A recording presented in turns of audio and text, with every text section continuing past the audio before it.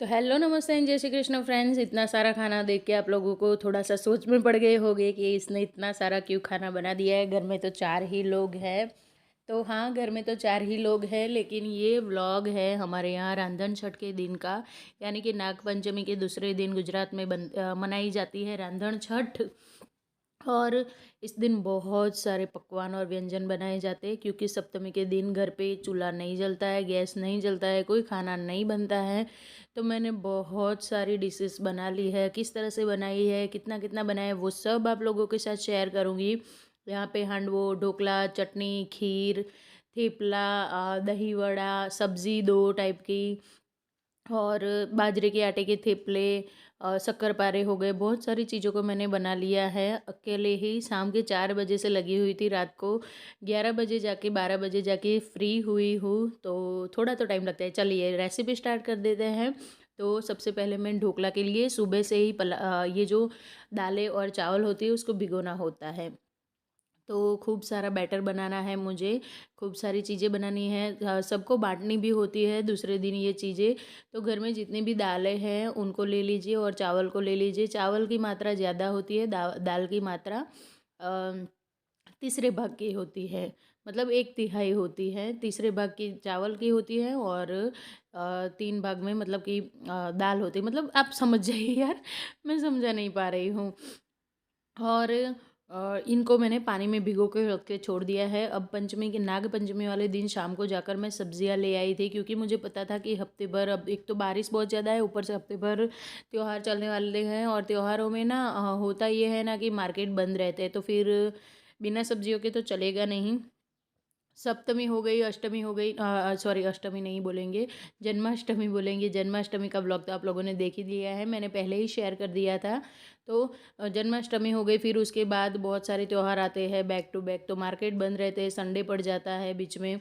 तो थोड़ी सी एक्स्ट्रा तैयारी करके रखना बहुत ज़्यादा ज़रूरी बन जाता है, अदरवाइज़ ना हमें बहुत परेशानियाँ सहन करनी पड़ती है। और वैसे भी मैं हमेशा हफ्ते भर की सब्जियां लेकर आती ही हूँ, साथ में सलाद भी लेकर आई हूँ खूब सारा इस बार तो वो सभी चीज़ों को यहाँ पे अरेंज कर लूँगी। इस बार सब्जियां ना मैंने धो के नहीं रखी है, डायरेक्ट ही मैंने सब्जियों को इस बार रख दिया है फ्रिज में, क्योंकि मेरे पास बिल्कुल टाइम नहीं था। रांधन छठ वाले दिन होता ये है ना कि सुबह घर के काम करने होते हैं, दोपहर तक आपको फ्री हो जाना होता है, और दोपहर के बाद ये सब व्यंजन बनने स्टार्ट हो जाते हैं। अब मुझे बच्चों को ट्यूशन भी छोड़ने जाना होता है, और अलग से कुछ चीज़ें अगर घटती है, मतलब कि कम पड़ती है, तो वो भी लाना पड़ता है। हरी मिर्च खूब सारी मैं पहले ही लेकर आ गई थी, जो मेरी इस बार ना बहुत लंबी चली है, और ये काफ़ी तीखी सी मिर्ची है, तो ज़्यादा ही चलती है, इसमें ना कोई टेंशन नहीं है। तो इसको भी ना मैं एक डब्बे में भर के रख दूँगी। काफ़ी यूज़ हो गई है, और काफ़ी सारी आज यूज़ भी होगी, क्योंकि बहुत सारी चीज़ें बनानी है। चलिए शाम के बज गए हैं 4, और मैं लग गई हूँ अपना खाना बनाने के लिए। तो सबसे पहले मैं बनाने वाली हूँ शक्करपारे, जो बनते हैं मैदे और अ, आप चाहो तो गेहूँ का आटा भी ले सकते हो। मैंने मैदा, सूजी, और सूजी को थोड़ा-सा ना मिक्सी में क्रश कर लेना होता है। आप देख सकते हो यहाँ पे मैं निकाल रही हूँ, थोड़ी-सी ही निकालूँगी, ज़्यादा नहीं। इससे ना जो शक्करपारे होते हैं वो क्रिस्पी बनते हैं। और यहाँ पे चाशनी बना लेंगे। चाशनी ज़्यादा नहीं बनानी होती, सिर्फ हमें ना पानी में, गर्म पानी में चीनी को घोल लेना होता है, और कुछ नहीं हो। और इसका सबसे बड़ा मेन इंग्रेडिएंट्स है, 1 कटोरी छोटी भर के आपके 500 ग्राम मैदे के आटे में जाएगा घी। घी अच्छे से लगाते हैं आप, अच्छे से घी आटे में डालते हो, सूखे आटे में, तो आपके शक्करपारे जो है बहुत ही खस्ता और क्रिस्पी बनेंगे। और थोड़ा सा नमक भी, 1 चुटकी भर नमक डालना है, ताकि ना आपको एकदम फीका फीका सा ना लगे, ज़्यादा नमक नहीं होता है। अब ये जो सॉरी चीनी का पानी था, इसी से हम ये आटा गूंथ लेंगे अच्छे से मसलते हुए। और थोड़ी देर के लिए इसको ना रेस्ट करने के लिए हम ढक के छोड़ देंगे। उसके बाद आपको लेना है चकला बेलन, और जो आपका आटा रेस्ट पे पड़ा हुआ है वो आटा मैंने ले लूँगी, और उसके बाद ना अच्छे से इसको फिर से मसल लूँगी। काफ़ी टाइम हो गया, 15-20 मिनट तक। तब तक ना मैंने बाजू में जो लहसुन छिलना था, लहसुन तो सच बताऊँ ना तो आज सारा अंशु ने छिला था, बहुत हेल्प की थी उसने। मैं उसको बोलती जा रही थी, ट्यूशन से आया तुरंत, दोनों भाई मूवी देख रहे थे, मैंने बोला बीच बीच में ना मुझे हेल्प कर दो, तो दोनों भाइयों ने मिलके खूब सारी आज मेरी हेल्प कर दी है। दोनों बच्चों ने हेल्प की है, लेकिन युग थोड़ा सा नॉटी है, उसकी मस्तियाँ ज़्यादा होती है। अंशु थोड़ा जल्दी जल्दी काम करवा लेता है। तो उसने खूब सारा लहसुन छील लिया। उसके बाद यहाँ पे ना एक बड़ा सा पेड़ा लेना है आपको और रोटी बेल लेनी है। जितना आपका चकला है उसकी साइज़ की रोटी बेल लेनी है और इस तरह से ना चाकू से इसके कट लगा लेने हैं। आप देख रहे हो किस तरह से मैंने यहाँ पे कट लगाए। उसके बाद जितने भी ये पीसेस है सभी को एक अलग से बर्तन में निकाल लूँगी। तेल एकदम मीडियम टू स्लो फ्लेम पे आपको गर्म होने देना है। ज़्यादा तेल गर्म नहीं होना, मतलब कि कच्चा तेल नहीं होना चाहिए, ज़्यादा आंच नहीं होनी चाहिए। तो मीडियम आंच पे मैंने थोड़ा सा एक आटे की लोई ज़रा सी डाल के देखी तो वो ऊपर आ रही थी कि मतलब कि हो गया है। पहले पहले ना ये शक्करपारे बैठ जाते हैं तेल में, लेकिन जैसे जैसे वो होते जाते हैं वैसे वैसे वो ऊपर आने स्टार्ट हो जाते हैं। टाइम लगता है थोड़ा सा इसमें, लेकिन खाने में सच में इतने ज़्यादा टेस्टी और यम्मी लगते हैं। बच्चों ने एक ही दिन में फिनिश कर दिए थे सारे के सारे, और बच्चों को ऐसी ना चीज़ें बहुत ज़्यादा पसंद आती है। तो इसमें मैंने थोड़ा सा गेहूं का भी आटा डाला था, इसीलिए कि मुझे पता है मेरे बच्चों को ये कितना ज़्यादा पसंद है। बस बिल्कुल उसी तरह से जैसे मैंने पहले बताया, बिल्कुल वही तरह से हम तेल के अंदर इस शक्कर को डाल देंगे और एक एक करके डालना होता है। ज़्यादा नहीं, मतलब कि एक साथ में ज़्यादा नहीं डाल सकते, अदरवाइज़ ना ये चिपक जाते हैं। तो इस तरह से डाल के अच्छे से इनको ब्राउन कलर के होने देंगे और फिर निकाल लेंगे। अब यहाँ पे मैंने बाजरे का आटा ले लिया है। दूसरी चीज़ बनाएंगे हम, वड़े बनाएंगे। बाजरे के आटे से वड़े भी बोलते हैं, थेपले भी बोलते हैं। तो इसमें नॉर्मल से जो हमारे मसाले होते हैं वही डालने होते हैं। नमक, मिर्च, हल्दी, धनिया पाउडर। ऊपर से जाएगा इसमें तिल, जो वाइट तिल होते हैं वो। अजवाइन आपके पास है तो आप डाल सकते हो, और नमक डालूँगी यहाँ पे। उसके बाद ज़ीरा, अगर आपके हाँ होता ही है सभी घर में, अजवाइन, ज़ीरा ये सब चीज़ें होती है। मैं क्यों ऐसा बोल रही हूँ आपके पास। उसके बाद ना मैंने यहाँ पे थोड़ा सा चाट मसाला डाल दिया था, थोड़ा सा टेंगी सा टेस्ट आए इसलिए। अजवाइन अच्छे से अपने हाथों से क्रश करके डाल दूँगी। और खूब सारी हरी मिर्च जो मैंने पीस के रखी है, ये काफ़ी तीखी है इसलिए मैंने मीडियम ही डाली है, बच्चों को खाना है, छोटे बच्चे हैं। और उसके बाद डाल देंगे खूब सारी हरी मेथी। मुझे आज मिली नहीं थी क्योंकि जब हमारे यहाँ छठ का त्यौहार होता है ना, तो पंचमी के दिन ही मार्केट में ना हरी मेथी जो होती है ना वो ख़त्म ही हो जाती है, ऑलमोस्ट मिलती ही नहीं है। बहुत मुश्किल से मुझे शाम को मिली थी, मैं अभी अभी लेकर आई हूँ। दही डाल दिया और इसका भी हम अच्छे से आटा गूँथ लेंगे। बाजरे का आटा है ये, इतना ध्यान में रहे। अब यहाँ पे आप देख सकते हो इतने छोटे छोटे से इसके वड़े बना लेने, थोड़े से पतले रखने हैं।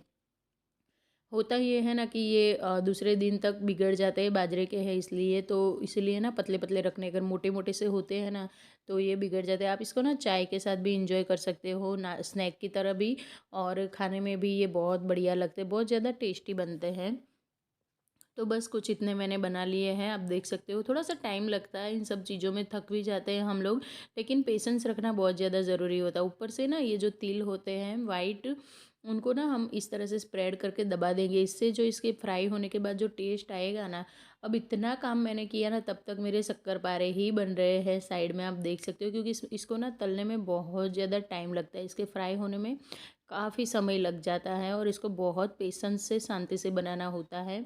तो बस इतना हो चुका है, अब इनको भी मैं उसी तेल में फ्राई कर लूँगी, कोई टेंशन नहीं है। तो बस ये भी धीरे धीरे से फ्राई हो गई, इसको भी मीडियम टू हाई फ्लेम पे आप फ्राई कर सकते हो, लेकिन अच्छे से अंदर तक पक जाना चाहिए, कच्चा नहीं रहना चाहिए। तो बस एक के बाद एक ये भी तले जा रही हूँ।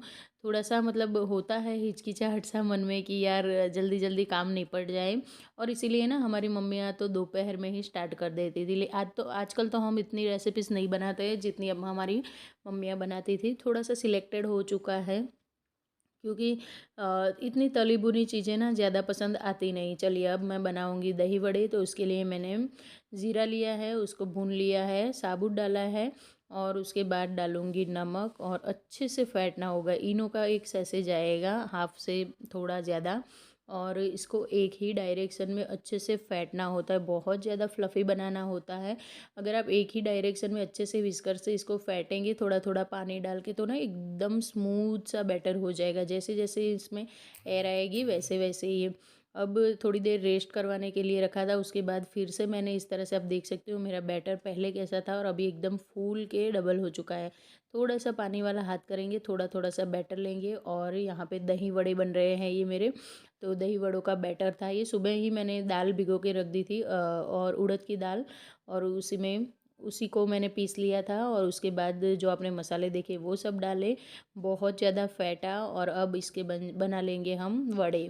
दही तो बाद में डालना होता है, सबसे लास्ट में। जब भी आपको खाना हो तब इसको आप पानी में भिगो दीजिए 10-15 मिनट के लिए, और उनमें से पानी निचोड़ लीजिए, ऊपर से दही और चटनी डाल के सर्व कर लीजिए। ये तो हम लोग कल ही खाएंगे, आज तो खाने वाले हैं नहीं, तो फिर कोई इसका ना वो बात बनती ही नहीं है कि मैं आप लोगों के साथ शेयर कर पाऊँगी। तो बस इसी तरह से साइड बाय साइड ये जितना भी बैटर था, इनमें से थोड़ा ही बचा था, बाकी का सारा मैंने यहाँ पे दही वड़े बना लिए थे। अब जितनी भी चीज़ें बनाई हैं, प्लेटफॉर्म को भी खाली करना पड़ेगा आगे के कामों के लिए। तो जो भी चीज़ें बनी हैं उनको बनाते बनाते मैं डाइनिंग टेबल पे रखती जा रही हूँ, और डाइनिंग टेबल भी ऑलमोस्ट फुल हो चुका है। ये है कंकोड़े। आपके सिटी में कौन से नाम से इसको पहचानते हैं, कमेंट करके ज़रूर बताना। इसकी भी सब्ज़ी बनाऊँगी लास्ट में, सबसे लास्ट में बनाऊँगी इसकी सब्ज़ी। और साथ में बनेगी भिंडी की भी सब्ज़ी, वो भी कुछ अलग तरीके से, लेकिन सॉरी इस बार आप लोगों के साथ शेयर नहीं कर पाऊँगी। यहाँ पे मैंने खीर बनाने के लिए रख दी है। खीर बहुत ज़्यादा इम्पोर्टेंट होती है, दूसरे दिन पहले खीर ही चढ़ती है शीतला माता को, उसके बाद ही बाकी के काम होते हैं। अब मैं बनाऊंगी हांडवा और ढोकला, दोनों इसी से बनेगा। तो इसीलिए मैंने ना दाल चावल ज़्यादा मात्रा में ही भिगोए थे। अब नमक डाल दूंगी अच्छे से, इसका ना बहुत अच्छा खमीर आ चुका है, आप देख सकते हो। सुबह ही मैंने इसको भिगोया था, फिर दोपहर में इसको पीस के फिर उसमें दही डाल के रख लिया था। उस टाइम पे लाइट नहीं थी, इसलिए आप लोगों के साथ शेयर नहीं कर पाई। एक लौकी मैंने ली है बड़ी साइज़ की, उसको कद्दूकस कर लिया है, और लहसुन डाला है खूब सारा पिसा हुआ, और खूब सारी हरी मिर्च जाएगी इसमें। और भी सब्जियां ऐड हो सकती है आपके पास, अगर मेथी है तो बहुत बढ़िया है। मेथी का तो हांडवा बहुत ज़्यादा अच्छा बनता है। थोड़ी सी हल्दी जाएगी, थोड़ा सा मिर्च जाएगा, नमक मैंने पहले ही डाल दिया है, और जाएगा बाद में। इसमें मैं एक और चीज़ डालूंगी जिससे ना वो एक बहुत ही फ्लफ़ी सा ये हांडवा बनता है। पहले इन सब चीज़ों को मिला लेते हैं। तो फ्लफ़ी बनाने के लिए डालूंगी इनो का सैसे।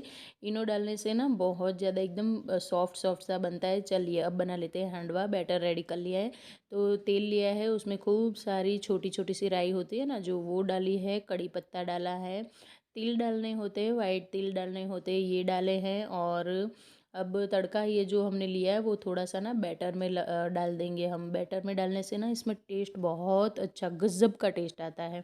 और ये तो गुजरात की आन बान और शान है, हांडवा ढोकला और थेपला। ये तीन चीज़ें तो आपको इस दिन हर एक घर में मिलेगी। कोई शायद ही कोई घर ऐसा होगा जहाँ नहीं बना होगा। बाकी जो लोग प्रॉपर गुजराती है उनके घर में तो ये जो ये छठ वाला दिन होता है उस दिन ये बनता ही बनता है। तो बस रेडी है अपना, मतलब कि मैंने बनने के लिए रख दिया है हांडवा। अब इसको 20 मिनट तक एक तरफ पकाएंगे, उसके बाद फिर किस तरह से पलटना है वो मैं आप लोगों के साथ आगे शेयर करूँगी। पहले इसको ढक के रख देते हैं, मीडियम फ्लेम पे ये पकता रहेगा साइड बाय साइड। तब तक मैं यहाँ पे ढोकला की तैयारी कर लूँगी। दोनों बैटर को मैंने अलग अलग कर लिया था। ढोकला का बर्तन मैंने रख दिया है पानी डाल के स्टीम होने के लिए, स्टीमर यहाँ पे। और एक प्लेट है, इसके अंदर मैंने ऑयल लगा दिया है। ये बैटर डाल दूंगी, सिर्फ नमक और इनो ही डाला था बैटर में, और ऊपर से थोड़ी सी लाल मिर्च स्प्रेड कर लूँगी। देखने में भी अच्छा लगता है, खाने में भी अच्छा लगता है। स्टीमर यहाँ पे स्टीम हो चुका है बहुत अच्छे से, पानी उबल चुका है। बस इसमें हम रख देंगे ये वाली प्लेट, और ये भी बनता रहेगा साइड में। अब मैं तब तक दूसरे कामों की तैयारियाँ करूँगी। तो चलिए, एक तरफ से ना हांडवा अच्छे से पक चुका है। इसको ना थोड़ा सा जो चमचा वमचा होता है तभी था, उससे ना पूरा पीछे की तरफ से हिला लेना होता है। उसके बाद हम इसको सीधा इस तरह से एक थाली लेंगे और उसी में निकाल लेंगे। आप देख सकते हैं यहाँ पे उल्टा कर लूँगी मैं। थोड़ी क्वांटिटी में बनाते हो तो आप सीधा सीधा ही कढ़ाई में ही पलट सकते हो इसको, लेकिन मेरी क्वांटिटी काफ़ी ज़्यादा थी, इस वजह से ना मैंने कढ़ाई में इसको नहीं पलट सकती थी। तो एक प्लेट ली, प्लेट के अंदर निकाला और फिर से डाल दिया है दूसरी तरफ। अब फिर से 20 मिनट तक ये पकता रहेगा, उतने में हो जाएगा हमारा क्रिस्पी सा हांडवा रेडी। यहाँ पे मेरे ढोकले भी रेडी हो गए हैं, बस इनको भी अब कट लगा दूँगी और फिर बनाएंगे थेपले। भाई थेपलों के बिना तो हमारा दिन ही कैसे गुजरेगा दूसरा, क्योंकि दूसरे दिन कोई गर्म खाना घर में बनने वाला है नहीं। तो आटा लिया है, उसमें डाले हरी मिर्ची और लहसुन का पेस्ट, मेथी के पत्ते डाले जो कट करके रखे थे वो, और जितने भी घर में हमारे पाउडर मसाले होते हैं, नमक मिर्च हल्दी धनिया पाउडर वाइट तिल, और ये सब डाल दिया है। और इसके बाद भी बहुत सारी चीज़ें बनाई थी, लेकिन थक गई थी इस वजह से ना शूट नहीं कर पाई, तो सॉरी। ये मिर्ची की सब्ज़ी बनाई है, अचार भी बोल सकते हो आप इसको, दही वड़ा है ये। और काफ़ी ज़्यादा क्वांटिटी में बन गया है। खीर हो गई हमारी, और इसके बाद ये है ढोकला जिनको मैंने फ्राई करके रखा है। चटनी बनाई है दही वड़ों के लिए दूसरे दिन के लिए। और ये है हमारा क्रिस्पी सा हांडवा, थोड़ा सा कट होके बच्चों के पेट में भी चला गया है। तो फ्रेंड्स बहुत सारी चीज़ें बनाई थी। आशा करती हूँ कि आप लोगों को ना आज की सारी रेसिपीज़ पसंद आई होगी। पूरा गुजराती ट्रेडिशनल खाना बना है, कुछ भी अलग से नहीं। हाँ, भिंडी की सब्ज़ी भी बनाई थी मैंने। जो लहसुन की चटनी होती है ना, उसमें भिंडी लेनी है, उसको धो के उसके बीच में कट लगाना होता है और बीच में कट लगा के सिर्फ लहसुन की चटनी भरनी होती है, ड्राई वाली, पकाई हुई नहीं। कच्ची लहसुन की जो चटनी होती है वो, और उसको तेल में फिर मतलब जैसे सब्ज़ी बनाते हैं ना वैसे ही बना लेना है। बस कोई मसाले अलग से नहीं डालने हैं। नमक जो हम लहसुन की चटनी बनाते हैं ना उसी में सब कुछ डाल देना। किसी दिन आप लोगों के साथ शेयर करूँगी, ऐसे नहीं समझ में आएगा। तो कंकोड़े की सब्ज़ी तो मैं नहीं बना पाएंगी, उनको तो मैंने रख ही दिया, बना ही नहीं पाई, हिम्मत ही नहीं रही थी। इतनी देर तक काम करने में ना मैं बहुत ज़्यादा थक गई थी। तो चलिए अब सबसे लास्ट में कर लेते हैं किचन को अच्छे से क्लीन, क्योंकि चूल्हे की पूजा होगी। बिना चूल्हा पूजन के तो मतलब कुछ भी हो ही नहीं सकता है। चूल्हा पूजन के लिए ही ये त्यौहार होता है। और सच में सच बताऊँ ना तो एक दिन हम लेडीज़ों को किचन से छुट्टी भी मिल जाती है, थोड़ा सा आराम भी रहता है। तो चूल्हा पूजन बहुत अलग अलग तरीके से लोग करते हैं। मेरी मम्मी हमेशा जिस तरह से करती थी बिल्कुल मैं उसी तरह से कर रही हूँ। तो जितने भी बर्नर है उसके ऊपर कुमकुम के तिलक किए, स्वास्तिक बनाया बीच में, इसके ऊपर भी कुमकुम के तिलक किए। कोई कोई लोग इसमें जो आम का पत्ता होता है, कोई अशोक का पत्ता रखते हैं, फूल रखते हैं। तो बस हो गया मेरा चूल्हा पूजन। तो फ्रेंड्स ये था मेरा आज का वीडियो। आशा करती हूँ कि आप लोगों को पसंद आया होगा। मिलती हूँ ऐसे ही एक वीडियो में, तब तक के लिए राधे राधे।